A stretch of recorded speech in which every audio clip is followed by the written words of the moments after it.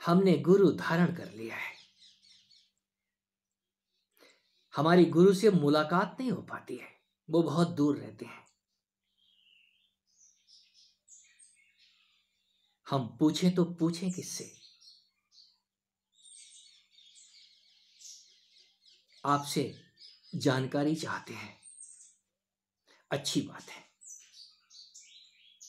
हम उपलब्ध हैं, जब तक जिंदा हैं तब तक बोलने के लिए, बताने के लिए हाजिर हैं 24 घंटे। यदि फोन उठ गया तो बात अवश्य होगी। हम हमारे हमारे प्रभु ने हमें इसी काम के लिए वो नित्य जगा देते हैं। यही मेरी तरफ से सेवा है उन सब के लिए जो इस आशा से फोन लगाते हैं कि हमको कुछ ना कुछ जवाब मिल जाएगा। साथियों, गुरु धारण कर लिया है। गुरु धारण करने की वस्तु नहीं है। गुरु कोई वस्तु नहीं है जो आपने गले में लटका लिया है। गुरु को धारण कर लिया है या सिर पे रख लिया है। गुरु को सिर पे राखिए, चलिए आज्ञा माए, कहीं कबीर तिहीं दास को तीन लोक भय नाए। ये चौपाइयां मैं बचपन से सुनता आ रहा हूं। गुरु सिर पे बैठाने की चीज नहीं है। कबीर ने तो ठीक कहा है, लेकिन हमने उसका मतलब क्या निकाल लिया? हम कुछ और ही मतलब निकाले बैठे हैं। कबीर जैसा ज्ञानी कभी गलत नहीं बोलते। जो भी साखियां, पहली बात तो वो अनपढ़ आदमी थे, लिखने वाला तो कोई और ही है, और जो लिखने वाला है वो तो अपनी अकल लगाएगा। गुर और गुरु दो शब्द हैं। गुर का मतलब है कोई कीमिया, कोई विधि, या किसी समर्थ ने कुछ आपको प्रदान किया है, चाहे वो मंत्र ही क्यों ना है, गुरु ऊर्जा ही क्यों ना है। वो गुर है, वो आपका सदा का साथी है। उसको सिर पे राखिए, मतलब उसको स्मरण करते रहिए। सिर पे, हम सिर पे क्यों रखते हैं? जब कोई चीज आपके सिर पे रखी हो, चाहे वो घड़ा हो या गंदे का टोकरा ही क्यों ना हो, जब वो सिर पे रखा होता है तो हमको 24 घंटे, जब तक वो सिर पे है, याद बना रहेगा। हमने पूजा अर्चन में सिर के ऊपर फूल चढ़ाते हैं। फूल जब तक आपके शीश पे रखा हुआ है तब तक आपको वो अनुभूत होता रहेगा। वो अनुभूति है। जब बाहर की कोई भी चीज आपके सिर पे रखी है तब तक आपको लगेगा मेरे सिर पे कुछ रखा है। और वो गुर, वो विधि जो किसी गुरु ने दी हुई है, वो मंत्र या जो वो ऊर्जा है, जो ध्यान का सूत्र है, उसको मेमोराइज करने की बात है, सिमरन करने की बात है, उसी का बार बार स्मरण करने की बात थी। उसको सिर पे रखिए, यानी उसकी याद बनाए रखिए। हम गुरु को बिठाए घूमते हैं। यदि गुरु को आपने सिर पे बिठा लिया है तो काम कौन करेगा? वो अंतिम अवस्था, कहीं वो अवस्था जन्म लेती है। एक समय वो आता है कि वो गुरु पूरे का पूरा गुरु रूप से अवतरित होता है आपके अंदर। वो जो कोई बाहर आपको दीक्षा देकर के चला गया है, आपसे अपना प्रेम शेयर करके चला गया है, वो आपके अंदर ही पैदा होता है, अवतरित होता है, जन्म लेता है। मैं गुरु को द्विजन्मा इसीलिए कहता हूं। गुरु का मतलब कहीं वो शिष्य ही दोबारा पैदा होता है, द्विज। जब हमारा दोबारा जन्म होता है, एक तो जन्म आप माँ बाप के पेट से लेकर के आ रहे हैं, एक कहीं गुरु उस परम ऊर्जा से आपको नहलाने के बाद दोबारा उस ऊर्जा का प्रतिदान देता है। वो ऊर्जा आपके अंग विशेष पे हमेशा ही आपको याद दिलाती रहेगी। आपके शरीर पे बहुत जगह 12 ज्योतिर्लिंगों की बात आती है। आपके शरीर पे 12 जगह पे आग जल रही है। वो ज्योतिर्लिंग जागृत है। गुरु किसी एक जगह को जागृत कर देता है और जब एक जगह वो जागृत हो जाए तो वो 11 अपने आप समय आने पे प्रज्वलित हो जाते हैं, ज्योतियां दिखने लग जाती हैं। वो ज्योति कहीं गुरु की कृपा से ही आती है, उस गुरु की कृपा से आती है जो आपने धारण कर लिया है, स्वीकार किया है। और वो धारण करने की वस्तु आपके हाथ में नहीं है। ऐसा कहिए कि गुरु ने ही आपको कहीं पकड़ लिया है। गुरु नहीं, उस गुरु ने आपको पकड़ लिया है, जो वो ताकत है, उस पराशक्ति की ताकत। मैं उसको शक्ति कहता हूं, मां कहता हूं। गुरु मां की शक्ति, गुरु की शक्ति दोनों अलग अलग नहीं है। और गुरु, हमने गुरु को जिंदा भगवान बोला है, कोई तो कारण है। वो भगवान नहीं है, भगवान की जीती जागती प्रतिमा है। और जब वो उस प्रतिमा में से कुछ भी निकाल के आपको दे देता है, चाहे वो शब्द ज्ञान ही क्यों नहीं दे रहा है, उसका दिया हुआ कुछ भी बेकार नहीं होता, उसके शब्दों में आग होती है। यही वजह है हम किसी जिंदे गुरु के पास ज्यादा देर नहीं टिक पाते। उसकी बातें हमें जलाने लग जाती हैं, उबाती नहीं है, जलाने लग जाती हैं, आलोकित करने लग जाती हैं। और हमारा जो संसार है, जो दुनिया हमने बनाए, हम सिर पे घूम रहे हैं, रिश्तों का, नातों का, संपत्ति का, वैभव का, ये सारा का सारा जलना शुरू हो जाता है, गिरना शुरू हो जाता है। और ये आपके संगमरमर और सोने के भवन,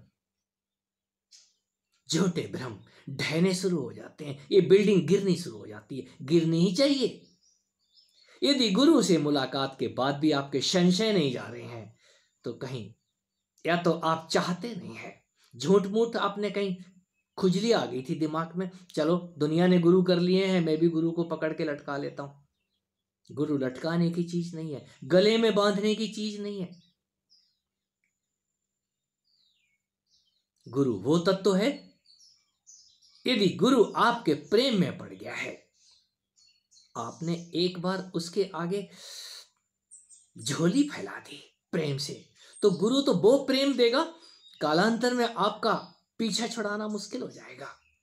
और जो पीछा छुड़ाने की कोशिश करते हैं, वो ना इस लोक के होते हैं, ना उस लोक के होते हैं। यदि पागल देखने हैं तो कहीं गुरु से द्रोह करके देख लीजिए, ये गुरुद्रोही। यदि कहीं पागलपन की कगार पे कोई बैठा हुआ है, कोई पागल अपना कपड़ा फाड़ के घूम रहा है, मस्ती तो आई नहीं लेकिन पागलपन आया। क्यों आया? कहीं गुरु बनने का शौक चढ़ गया था उसको। जो भी यहां गुरु बनने के लिए खड़ा होता है, गुरु तो कम बनते हैं, पागल ज्यादा हो जाते हैं, मैं आगाह करता हूं। और ये पागलपन घमंड का भी हो सकता है, मैं सबसे बड़ा गुरु हूं, बाकी सब मुझसे छोटे, बाकियों को क्या आता है जो मुझे आता है, ये भी पागलपन है। ये दंभ, ये अकड़ आ ही जाती है। अगर गुरु में अकड़ आ गई है तो वो अकड़, उसका पागलपन दिख नहीं रहा है, दिखेगा कैसे? वो सूक्ष्म अहम दिखता कहां है? किसी बिरले को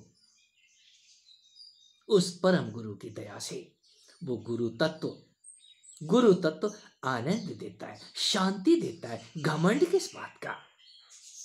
गुरु किसी के भी सिर पे बैठने की बात करेगा ही नहीं। क्यों बैठेगा? क्या जरूरत पड़ी है उसको? उसके पास अपना सिर काफी है, वो अपने सिर से ही परेशान है। क्यों? यदि सिर लगा दिया है उसके गुरु ने, हर गुरु का कोई गुरु होता है, अगर सिर लगा दिया है तो वो सिर में आने के बाद में उस सिर का सदुपयोग करता है, वाणी का सदुपयोग करता है, आंखों का सदुपयोग करता है। ये सदुपयोग कराना ही तो गुरु बताता है। गुर, उस कीमिया को, उस विधि को मेमोराइज कीजिए, याद कीजिए। जब आप याद करते हैं तो वो विधि एक दिन इग्निशन का काम करती है, स्पार्क का काम करती है। एक दिन वो क्षण आता है, कब आ जाएगा ये आपके हाथ में नहीं है। मैं 12 साल की बात करता हूं कम से कम। जो भी इस मार्ग पे चलते हैं 12 साल धैर्य से उस विधि को मेमोराइज करके देखें। 12 साल का वनवास, 14 साल का वनवास, ये वनवास आप अपने को वनवास ना दें। कहीं आपको वन में भटकने की जरूरत नहीं है। आप अपने मन रूपी वन के अंदर उसको बारंबार याद करके तो देखें। मैं बारंबार की बात करता हूं। आप बारंबार जब याद करते हैं तो आपके इस तन के अंदर कुछ भी होता है, बहुत कुछ होता है, और जो होता है उसके गवाह आप होते हैं। फिर आपको कौतूहल जगता है मेरे इस तन में क्या हो रहा है। इसी तन के अंदर एक जो पहले काम क्रोध लोभ मोह के जो अंकुर फूटे हुए हैं, उनके ऊपर कुछ विशुद्धतम अंकुर फूटते हैं। तब आपको काम समझ में आता है ये मूलाधार पे क्या हो रहा है। क्रोध समझ में आ रहा है ये क्रोध की लहरें क्यों आ रही हैं। लोभ और मोह, मन बुद्धि चित्त, ये सब के सब आपको आलोकित होकर के उस परम आलोक के दर्शन करवाते हैं। यह कुछ भी बेकार नहीं है। तब काम अपनी महिमा दिखाता है। बिना काम के आप उस राम की तरफ चल ही नहीं सकते। और राम वो तो परम गुरु है, वो ही कहीं गुरु रूप से उस जानकी को, उस ज्ञान की को, शक्ति को सक्रिय कर देते हैं। ज्ञान के दिए में ज्योति लगा देते हैं। ज्योतिर्लिंग आपकी समझ में आते हैं। ये ज्योतिर्लिंग क्या है। जलते दिए आपके इस तन के अंदर जलते दिए हैं, वो समझ में आते हैं। गुर, उस गुर को मेमोराइज करने से, सिमरन करने से, और सिर के ऊपर हमने पगड़ियां और ताज टोपियां जो कुछ भी रखी हैं, कोई मतलब है उनका। आप गुरु को नहीं, गुर को सिर पे राखिए। किसकी आज्ञा में चलिए, वो आज्ञा में तो एक दिन आपको चलने पे मजबूर कर देगा, फिर उसकी आज्ञा चलेगी। कृष्ण की गैया आपको समझ में आती हैं। वो मन सुखा और तन सुखा दौड़े जाते हैं कृष्ण की गैयों को घेरने के लिए। कब? जब वो सिर पे, आपके सिर के ऊपर दिखाई देने शुरू हो जाते हैं। यहाँ कृष्ण तो हमारे महाराज हैं, वही हमारे मनमोहन है, तो हम उनका कहना क्यों नहीं मानेंगे। आप उनके एक इशारे पे, उसी गुर के एक इशारे पे ठिठकना, अवाक होना और नाचना शुरू कर देंगे। ये नृत्य जन्म लेता है किसके अंदर। कोई उस गुर को संभाले तो सही जरा। वो शिशु, ध्यान रूपी शिशु, एक दिन बड़ा होके आपको आनंद देता है।